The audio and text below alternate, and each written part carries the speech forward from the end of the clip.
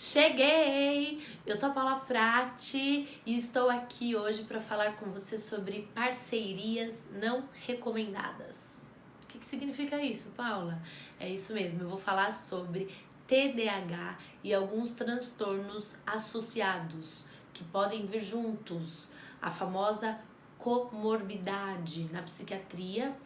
Esses transtornos associados a uma doença base se chama comorbidade. E é isso que eu vou falar com você hoje, porque isso é muito importante para você entender e para você poder ajudar a tua criança, certo? É muito comum que o TDAH seja acompanhado de algumas duplas, trios ou até bandos de outras questões associadas, né, às comorbidades. Então, a gente pensa o TDAH como algo que é a base e outros transtornos que podem complementar o TDAH. E obviamente que isso agrava muito o caso. Isso traz muitos outros problemas e dificulta muito o desenvolvimento da tua criança, o desenvolvimento saudável da tua criança. Então fica aí para você entender quais são os transtornos associados ao TDAH mais comuns, certo? Vou começar falando de TDAH e ansiedade generalizada. O que é a ansiedade generalizada? É uma preocupação excessiva, interminável e ruminante, né? Porque isso acaba prejudicando muito a vida da pessoa. Então é uma pessoa que se preocupa o tempo todo com algo que ainda não aconteceu. Porque a ansiedade está sempre relacionado a um acontecimento futuro. Eu estou aqui no presente, mas estou pensando no futuro, em algo que ainda não aconteceu, tá? Então, se nós pensarmos que algumas características presentes no TDAH, como desatenção, desorganização, esquecimentos, isso está muito presente na vida do TDAH e faz com que ele se sinta muito frustrado. Porque ele esquece a chave, onde colocou a chave, onde colocou o celular, ele esquece o que ele tem que fazer, ele foi na sala, mas ele chegou na sala e não lembra mais o que ele precisa fazer na sala. Então, a possibilidade de um TDAH começar a desenvolver uma preocupação excessiva para não esquecer, tá, daquilo que precisa ser feito, isso acaba sendo um fator de risco para desenvolver o transtorno de ansiedade generalizada. Aí você pode me pensar o seguinte, bom, Paula, mas se estamos falando de que o TDAH é uma pessoa esquecida, desatenta e que desorganizada e que isso acaba prejudicando muito, essas características acabam prejudicando muito a rotina, então que bom que é uma pessoa ansiosa, porque pelo menos dá uma equilibrada, não é mesmo? Não, não é mesmo. É a mesma coisa de você falar que uma pessoa está com sede e precisa matar a sede bebendo água do mar. Vai matar a sede? Não, né? Ela vai apenas desidratar. Então, mesmo que a pessoa com TDAH seja uma pessoa extremamente desorganizada, extremamente bagunceira, esquecida, desenvolver um transtorno de ansiedade generalizada faz com que ela tenha dois problemas para resolver, tá? Então, ela não vai equilibrar, ela vai matar a sede com água do mar. Então, ou seja, não vai resolver nada, ela terá dois problemas. Por isso que é muito importante a gente prestar atenção na maneira como a criança vai se estruturar. Uma criança que tem TDAH, uma criança, um adolescente, um adulto com TDAH, ele precisa de estrutura. Ele vai sempre procurar se estruturar, porque nós estamos falando de um cérebro que funciona desse jeito, de uma maneira exagerada, com uma hiperatividade exagerada, com uma desatenção exagerada e com uma impulsividade exagerada. Então, uma pessoa com TDAH vai procurar sempre se estruturar e muitas vezes ela vai procurar se estruturar de uma maneira inadequada, em cima, por exemplo, de uma ansiedade. É como se a ansiedade organizasse todas essas características disfuncionais que ela possui. Então, não estamos falando de algo que é adequado, de algo saudável. Então, nós precisamos prestar atenção nas nossas crianças e observar como é que essa criança está lidando com a sua desatenção, com a sua hiperatividade, com a sua impulsividade, certo? Agora eu vou falar do transtorno de déficit de atenção associado ao transtorno de pânico. Existem muitos casos com essa combinação, com essa péssima combinação sofrida, né, de transtorno do TDAH com o transtorno de pânico. O que é o transtorno de pânico? O transtorno de pânico está dentro da categoria dos transtornos de ansiedade, né? O transtorno de pânico engloba ataques de pânico. E o que são os ataques de pânico? São picos de ansiedade, picos, né? Então é uma ansiedade aguda que envolve taquicardia, sudorese, tontura, sensação de morte, a pessoa acha que vai morrer, que vai ter um ataque cardíaco, que vai ter, sei lá, um piripaque nervoso. E isso o ataque de pânico, ele é absolutamente perturbador. Deus me livre e Deus te livre de sentir um dia, né, um ataque de pânico, porque é uma coisa muito ruim mesmo. Então, esses picos de ansiedade caracterizam ataques de pânico.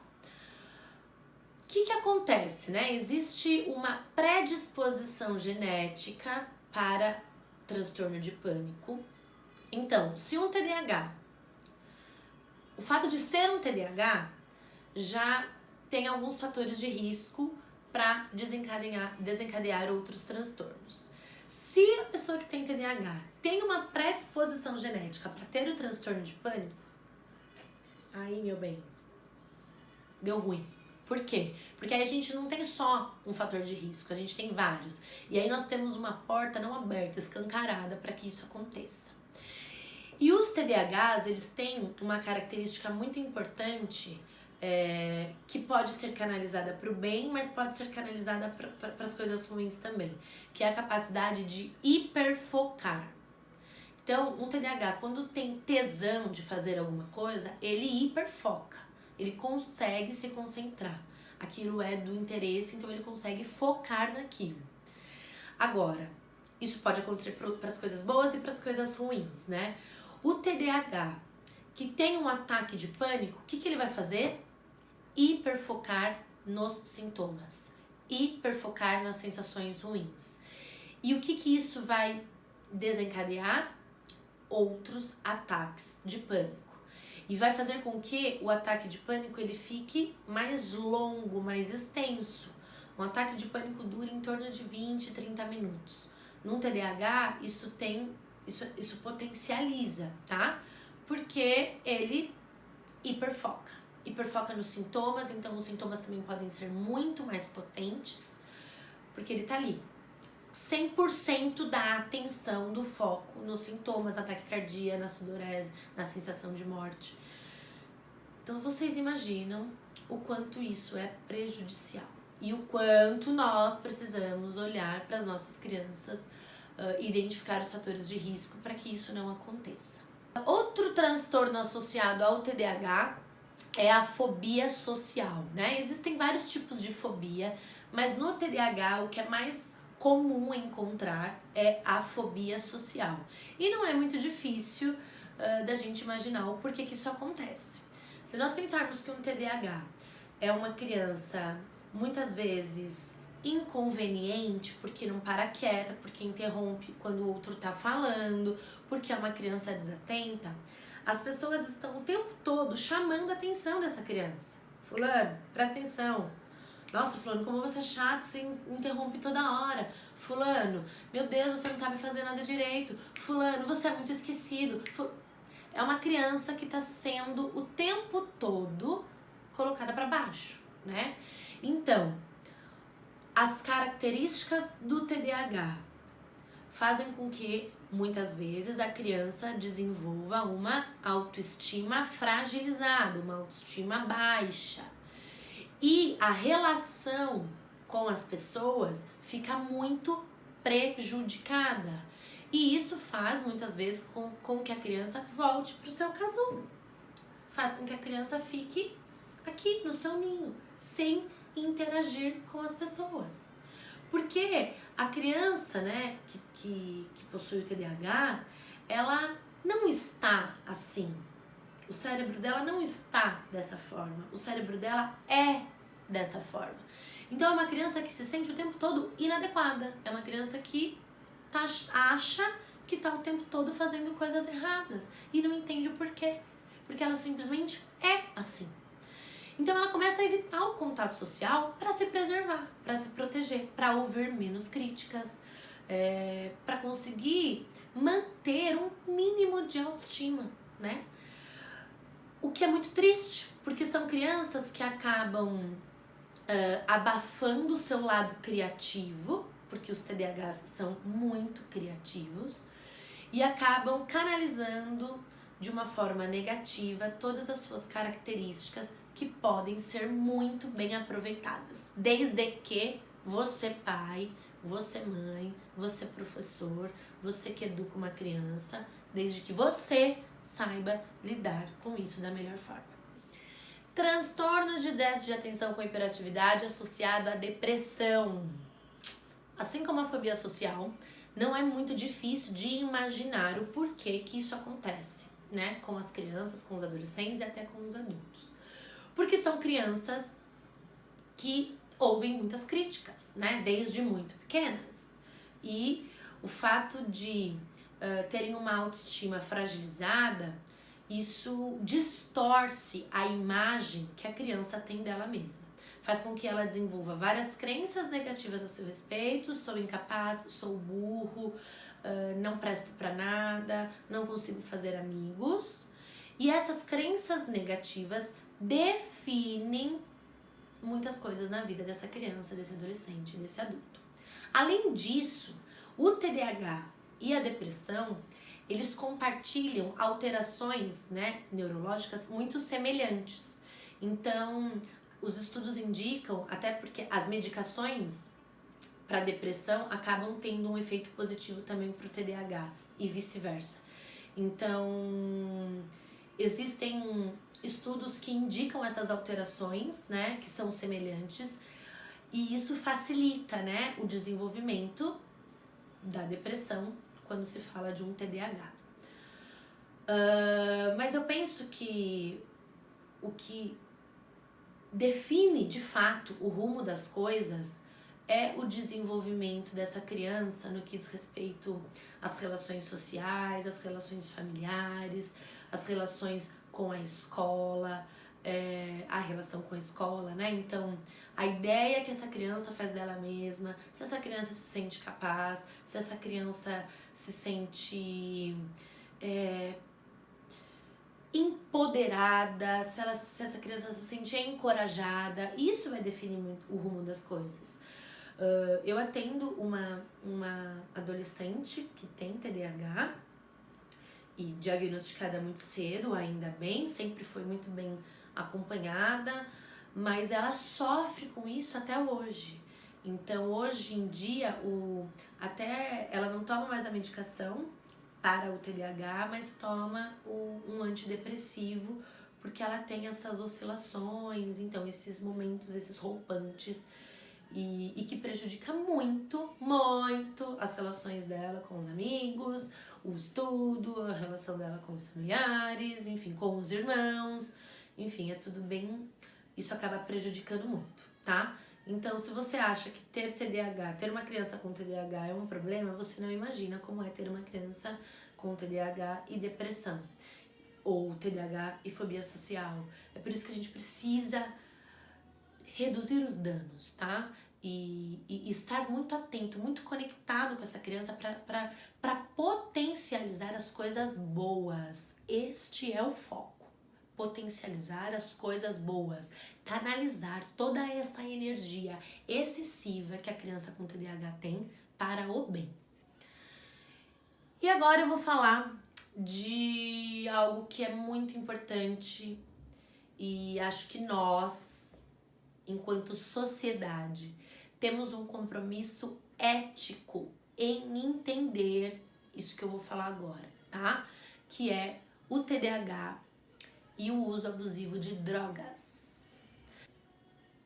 Os TDAHs, as características principais, desatenção, hiperatividade e impulsividade, são péssimas combinações, tá? Quando a gente pega essas 3 características e relaciona ao uso de drogas. Eu falei no início do vídeo que os TDAHs, eles procuram se estruturar, tá? E muitas vezes eles procuram se estruturar de uma forma inadequada. Muitos TDAHs na adolescência, principalmente TDAHs não tratados, que têm uma impulsividade muito forte. Então, a adolescência por si só já é um período de muita impulsividade, de experimentar coisas novas, de ultrapassar os limites, romper barreiras, obstáculos, enfim. A adolescência por si só já caracteriza um período que é comum a gente ver nos adolescentes tudo isso acontecer. Um adolescente que tem TDAH, ele é um adolescente mais exagerado, né? No que diz respeito a tudo isso que eu tô falando, né? Principalmente na impulsividade. Então, quando a gente pega todas essas características e coloca num contexto vulnerável, a gente tá falando de uma situação muito, muito perigosa. E existem alguns perigos que são camuflados nessa situação, que está relacionado ao fato de um TDAH procurar se estruturar. Quando eu falo procurar se estruturar, eu quero dizer que um TDAH, ele quer controlar aquela mente inquieta que ele tem. Ele precisa, no contexto, de acordo nas suas relações, ou enfim, ele precisa utilizar ferramentas para controlar uma mente inquieta.